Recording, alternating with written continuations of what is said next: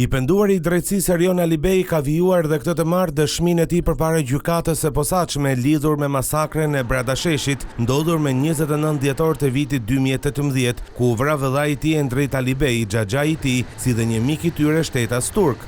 Alibej ka dhënë detaje për vrasjen e Dorian Shkozës, për të cilën tha se kishte paguar deri në 100.000 euro, ndërsa armen ja kishte gjetur një person që e thërriste hoxh. Sipas tij, në planin e hakmarrjes, ai vendosi lidhje me personazhe të tjerë të krimit, si Nureddin Dumani, Plaren Dervishi e të tjerë. Për Dorian Shkozën kam paguar 100.000 euro. Nga hoxha jam bler disa armë, varionin çmimet nga 500, 1.000 deri 3.500 euro. Me Nureddinin flisja për Taloçelën, që pas vrasjes së Dorian Shkozës do u bënte i gjallë apo jo. Gjithashtu vijoja investigimin për Altin Docin. Ky shkonte shpesh në Durrës tek vëllezrit Haxhia.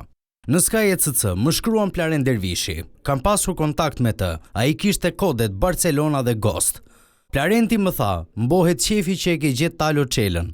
Unë u habita nga e dinte ky, pastaj u kujtova që Plarenti kishte shumë muhabet me Festim Qolin.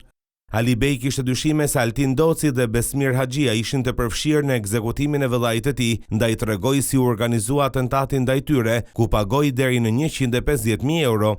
Kishim një makinë Toyota të vjedhur që e kisha bler në Shijak. Ja dhash Nureddinit dhe armët që ai donte, ja dhash tek pazari i Rogozhinës. Ishte me Klevi Sallën kur e mori, më pas Nureddini kërkoi dhe 50.000 euro. Ja çova me një mikun tim dhe i çova 150.000 për të vijuar. Këtë e bëra që dhe Nureddini të shikonte që unë kisha lek dhe të kishte besim.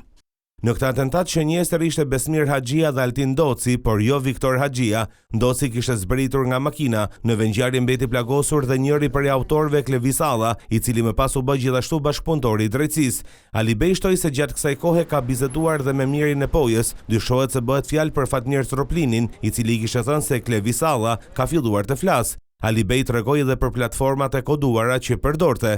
Ndërkohë ka rrëfyer dhe gjurmimin e vazhdueshëm të Taloçelës që fshihej në banezën e vëllezërve Haxhia. Pas vrasjes së vëllezërve, mora vesh që Talo kishte qëndruar tek shtëpia e Haxhieve, kur mësova në televizor që Klevi Salla po nxirrte emra. Nureddini në këtë kohë u shkëput dhe bashkë me familjen e tij rrinte në Spillet, tek Vjerra. Ai se dinte nëse po flitej për të, pasi shkoi dhe policia në banesë, por ai kishte ik. Flisja gjithkohës me të në Sky ECC. Ndër të tjera, Alibej tha se dhe Riger Soruna, i vrarë në vitin 2020, ishte i lidhur me grupin që i vrau familjarët, duke i dhënë informacione për lëvizjet e tyre.